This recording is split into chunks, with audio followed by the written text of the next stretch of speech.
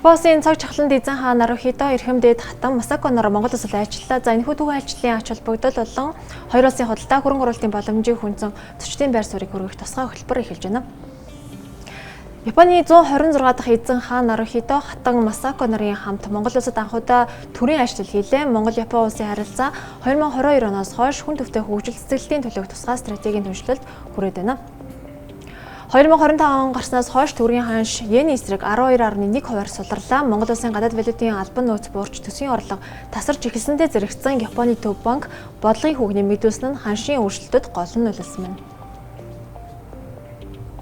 Японы эзэн хаан Монгол улсын хамгийн үзэсгэлэнтэй улиралд хатны хамт ажиллах завшаан тохиосонд туйлын баяртай байгаагаа илэрхийлсэн. За энэхүү айлчлал Монголын нэр хүндийг дэлхийн тавцанд өргөх чухал ач холбогдлыг тусгай хөтөлбөрийн зочид онцолж байна. За мөн 3 дахь хүрч Япон улсын засгийн газар Монголын шилжилтийн үед гадаад зээл тусламжийн бодлогоор дамжуулан онцгой ач холбогдол өгч байсныг дурдж байна. Японы эзэн хааны түүхэн айлчлалын талаар ярилцахаар Монгол дахь Японы худалдааны танхимын ерөнхийлөгч Мөх Төвийг студид урьж ирүүлээд таны өдрийн мэндийг хүргэе. Таны өдрийн мэнд хүргэе.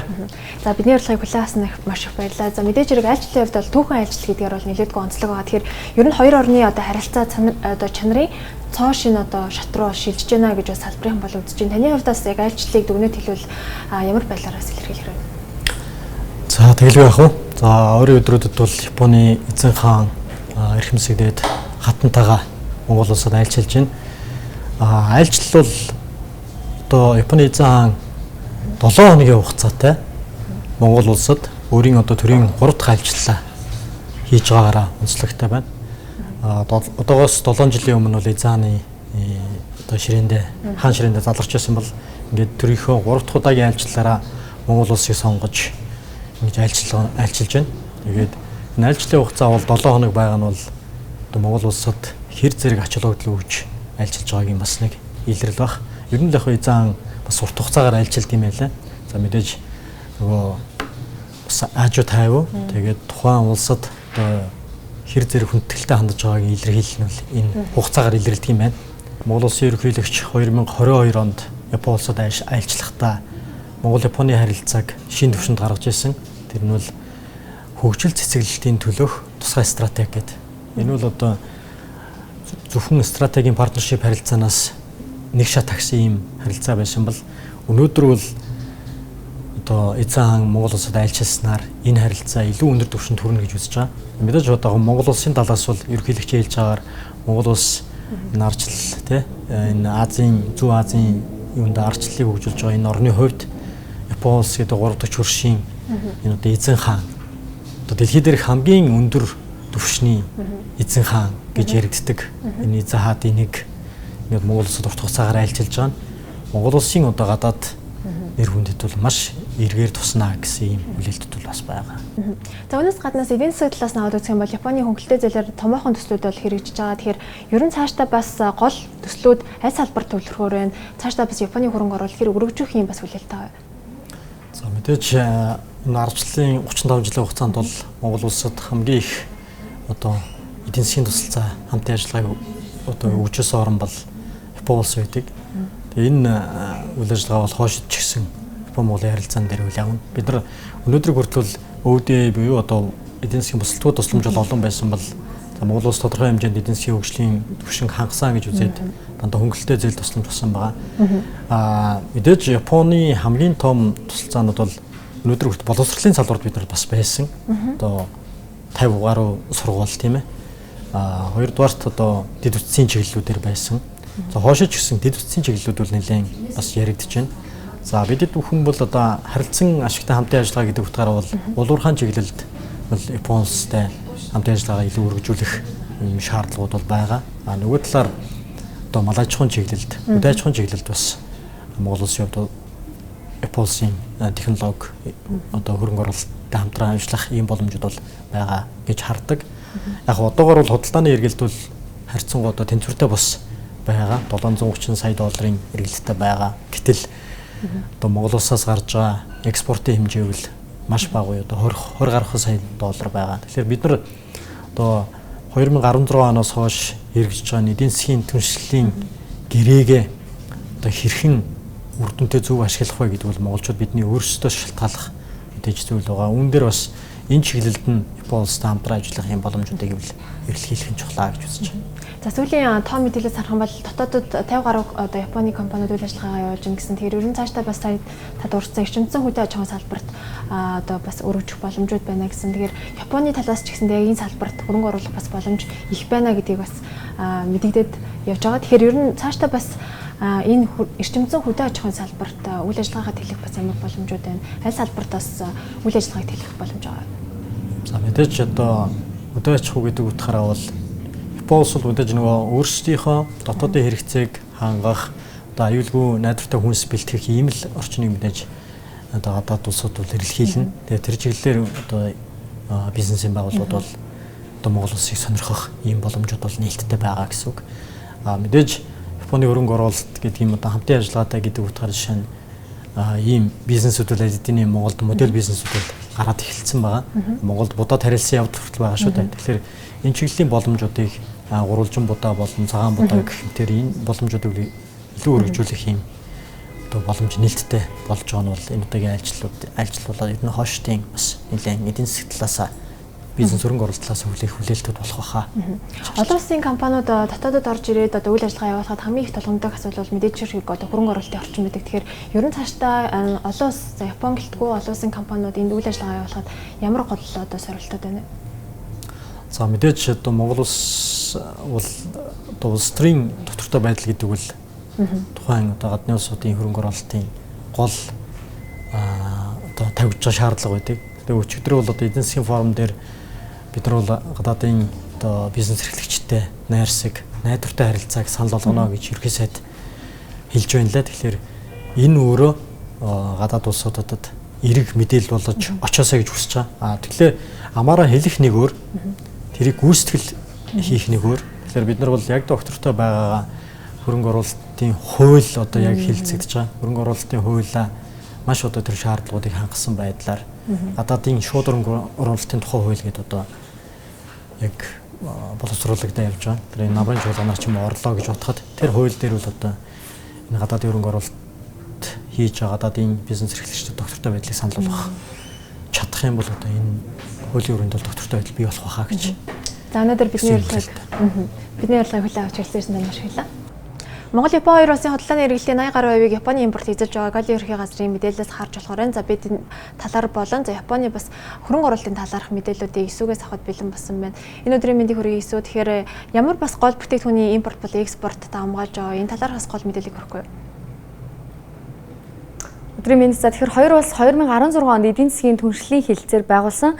Ингэснээр Монгол улс эдийн засгийн түншлэл байгуулсан анхны гадаадын орн нь Япон улс болж байсан. За энэ хүрээнд Монгол улс 3423 төрлийн бараа, Япон улс 8004 төрлийн бараа бүтээгдэхүүний хэлэлцээр хүчин төгөлдөр болсон өдрөөс эхлэн гаалийн татвараас чөлөөлсөн байгаа. За өнгөрсөн оны байдлаар бол хоёр улсын худалдааны эргэлт 1.3 тэрбум ам.долларт хүрсэн. 120 сая ам.доллар орчим долларын одоо бараа бүтээгдэхүүн бол Монголоос экспортлогдсон. За харин үлдсэн хувь нь буюу 1.1 тэрбум ам.долларын бараа бүтээгдэхүүнийг Япон улсаас импортлсон үзүүлэлттэй байна. Японы импортын дийлэнх хувийг мэдээж суудлын автомашины зах зээл эзэлж байгаа. Монголд импортоор орж ирсэн автомашины ч мөн хамгийн их хувийг буюу энэ оны 6 дугаар сарын байдлаар нийт суудлын автомашины импортын 84.4%-ийг Япон улс бүрдүүлсэн байгаа.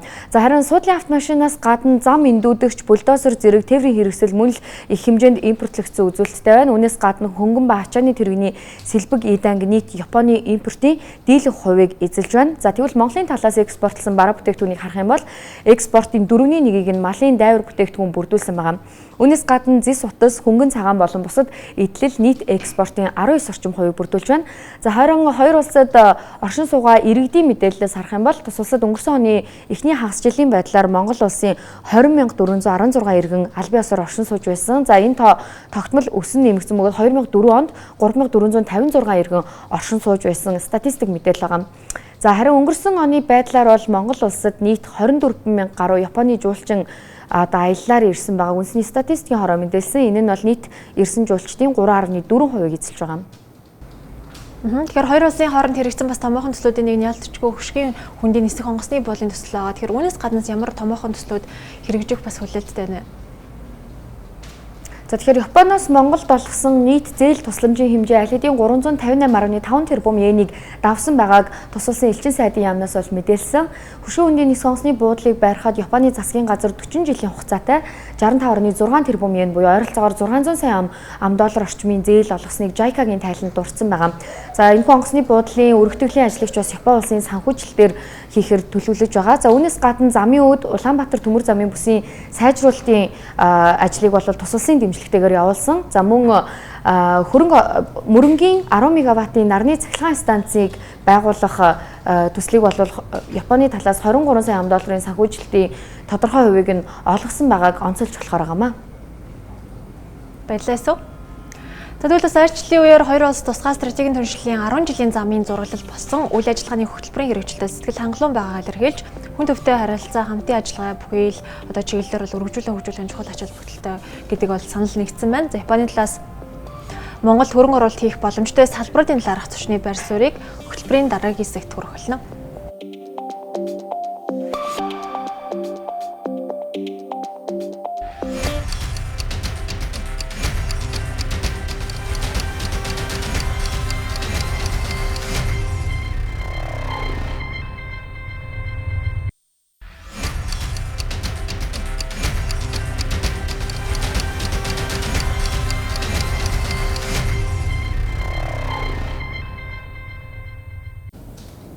За 2025 гарснаас хойш төгрөг йений одоо эсрэг одоо гараа оны 2% суларсан байгаа. За түүхэн ханшийн хөдөлгөөний сар захын бол 2024 оны байдлаар бол Японы улсын одоо йений ханшил олоосын зах зээлд гол валютын донд нэлээд таар үзүүлэлттэй байсан. Тухайлбал өнгөрсөн сарын 6 дугаар сараас одоо сард 6 дугаар сарын байдлаар 1990 оноос хойш одоо дээд зэгтээ хүрч суларсан.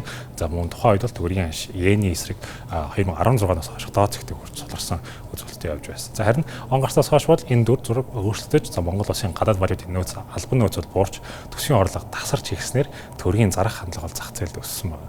За үүнтэй зэрэгцээ Японы төв банк бодлогын хүүгээ нэмэгдүүлэн бол олон улсын худалдааны төлөв байдал зэрэг шалтгаанаас улбаалan иргэн сэргэж ихсэн хослол одоо сүүлийн 6 сарын туршил огцом өссөн үр дүнтэй болж байгаа гол хүчин зүйл харагдаж байгаа. За 4 сарын өдрөөс Америкийн хязгаар 4 сарын 2-ны өдөр Америк хязгааруудад дэлхийн улс орнуудын импортод өргөн хүрээний тариф зарсан дараахан төгрөгийн ханш бол улам эрчтэй суларч ихсэн байна. За гол валютын эсрэг онцлог хөдөлгөөний харьцах юм бол энэ жилийн байдлаар төгрөг рублийн эсрэг 43%, за мөн түншлэн еврогийн эсрэг 18%, за ам долларын эсрэг бол одоогийн байдлаар 4.8%-аар суларсан хөдөлгөөнтэй харьцуулагдаж байна.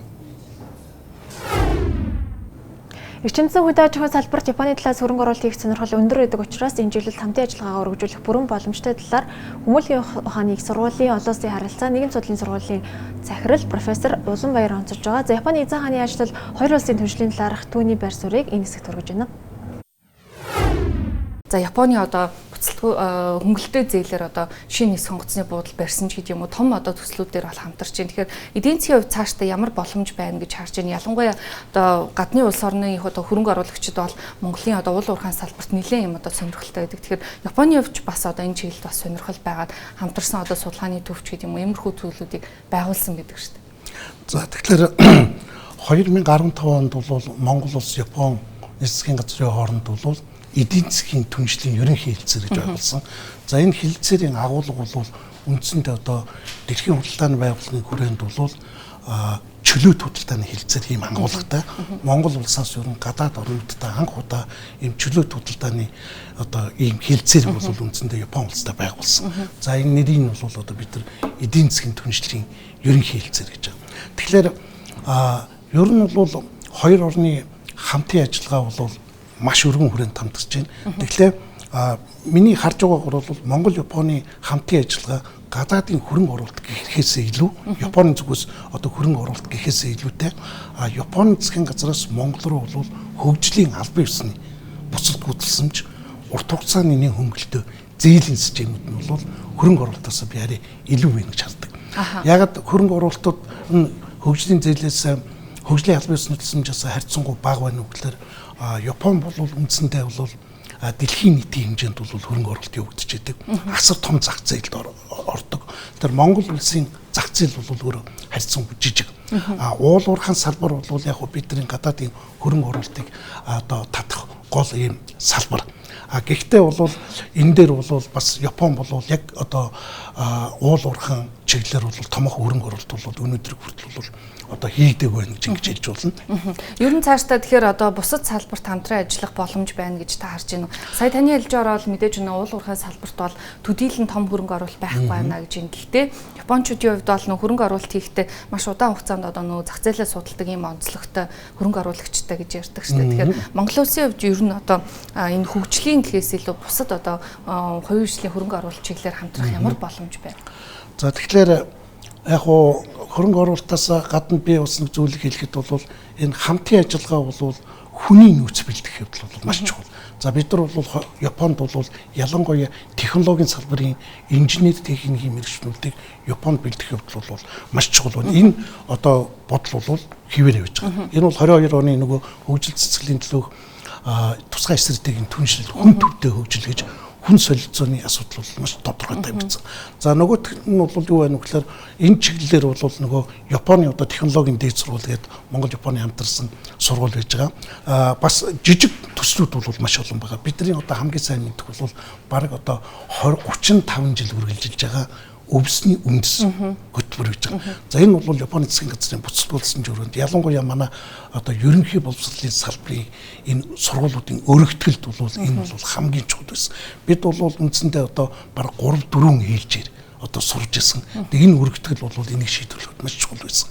Ер нь бол яг хөрөнгө оруулалтын салбар гэх юм бол яг зүгээр миний харж байгаагаар бол одоо яг аль улсууд бол ер нь дэлхийн нийтийн хэмжээнд чиг хандлага болж байгаа дижиталчлал хиймэл оюун ухааны салбарт бол бид бол бас гадаадын одоо энэ томоохон улс орнуудтай энэ чиглэлд одоо хамтарч ажиллах тэгээд одоо энэ цахимдсан одоо энэ засаглал үйлчилгээнүүд гэдэг энэ чиглэлд бол бас одоо манай IT-ийн компаниуд бол маш идэвхтэй ажиллаж байна. Энийг бол би бас хамтын ажиллагааны нэг чухал чиглэл эрчимдсэн хөдөө аж ахуй гэж байгаа. Эрчимдсэн хөдөө аж ахуйн дээр бол бас Японы талаас бол хөрөнгө оруулалт хийх бол бас сонирхол бол байдаг.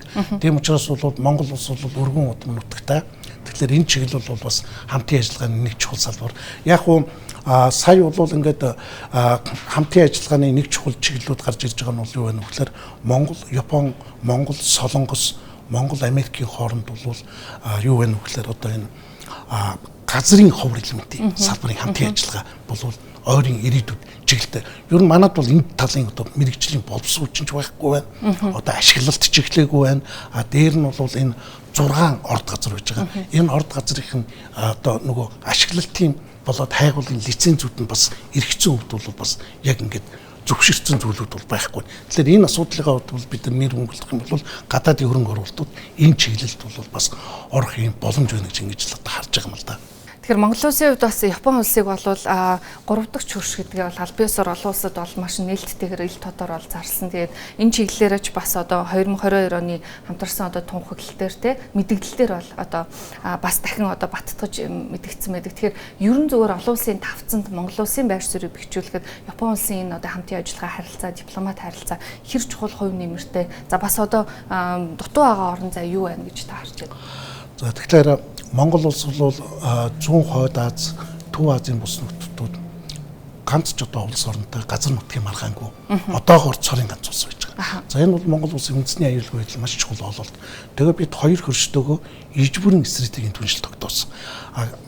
Тэгэхээр бол 2010 он 11 оны үндэсний аюулгүй байдлын үзэл баримт гадаад үзэл баримт бол Монгол улс 3 дахь хөршийн бодлого аль биесээр зарласан.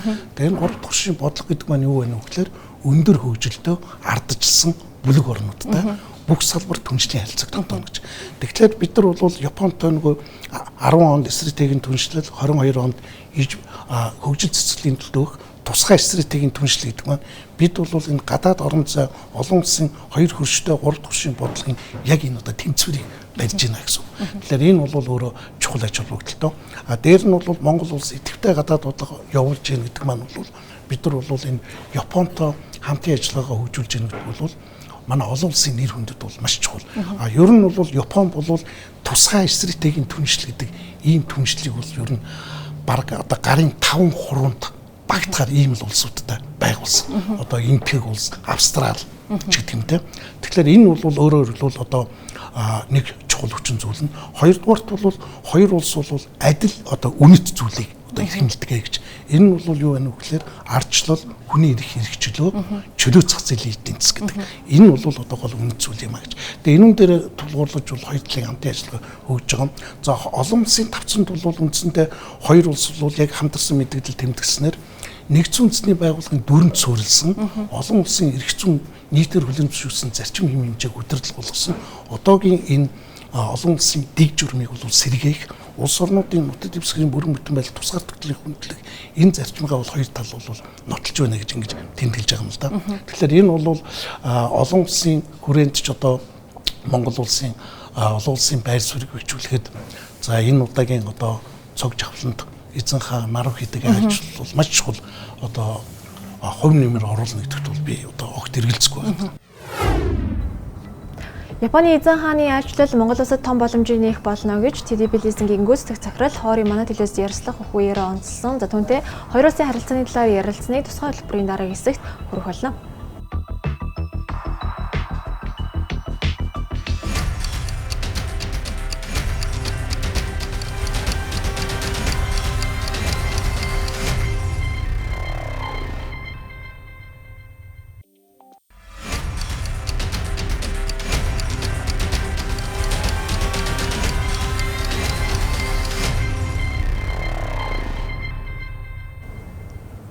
За Монгол улс Японы хувьд маш чухал түнш орон гэж үздэг. За аль аль талууд ийм үндсэн ойлголттой байсан цагт хоёр орны харилцааг илүү гүнзгийрүүлж бэхжүүлж чадна гэдгийг TDB лизингийн гүйцэтгэх захирал Хоори онцолж байна. За түүнчлэн тэрээр Япон Монгол хоёр улсын харилцаа Монголын эдийн засгийн хөгжлийн талаар өөрийн байр суурийг илэрхийлсэн байна.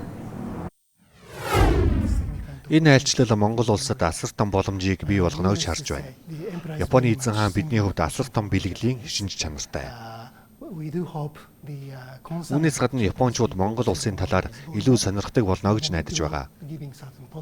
Цаашлаад бизнесийн дээлтэй байх зэрэг олон талын эерэг үр дүн авчрах болов уу гэж харж байна. Манай улсын талаас бол ийм хүлээлттэй байгаа. Хоёр улсын итгэлцлийг бэхжүүлэхэд соёлын харилцаа хэр чухал ач холбогдолтой гэж та харж байна. Мэдээж хэрэг хоёр улсын хоорондын харилцаа санал бодол солилцох тохиолдлууд бий. Гэвч нөхөрлөл, найрсаг харилцаа бол хамгийн чухал. Монгол улс Японы хувьд маш чухал түнш орон гэж үздэг. Аль аль талууд ийм үндсэн ойлголттой байсан цагт хоёр орны харилцааг илүү гүнзгийрүүлж, бэхжүүлж чадах болно. Ялангуяа сүүлийн 3 жилийн хугацаанд илүү чухал ач холбогдолтой болсон. TDB лизинг компани Монгол дахь үйл ажиллагааны талаар ярилцлага үргэлжлүүлье. TDB лизинг 2013 онд байгуулагдаж Монголд анх санхүүгийн түрээсийн бүтээгдэхүүн нэвтрүүлсэн компани шүү дээ. Одоогийн бизнес агуурын талаар асууя. Бас компани үүсгэн байгуулагдсанаас хойш ямар гол ажлууд дээр ажилласан бэ? TDB лизинг компани нь TDB Group болон Японы Marubeni Mizo Finance Leasing Group-ийн хамтарсан хөрөнгө оруулалтаар 2013 онд байгуулагдаж байсан. Таны хэлсэнчлэн манай компани голчлон санхүүгийн лизингийн чиглэлд бизнес явуулдаг.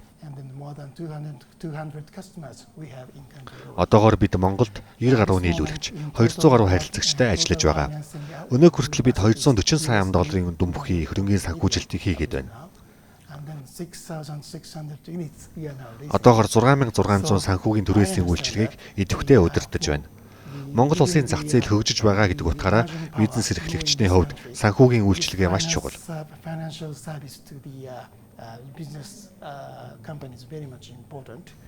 Зөвхөн банкны салбарч гэлтгүй, лизингийн компаниуд ч мөн өргөжих боломж бололцоо Монголд байгаа гэж бодож байна. Тиймдээч бид энэ салбарт үйл ажиллагаа явуулдаг.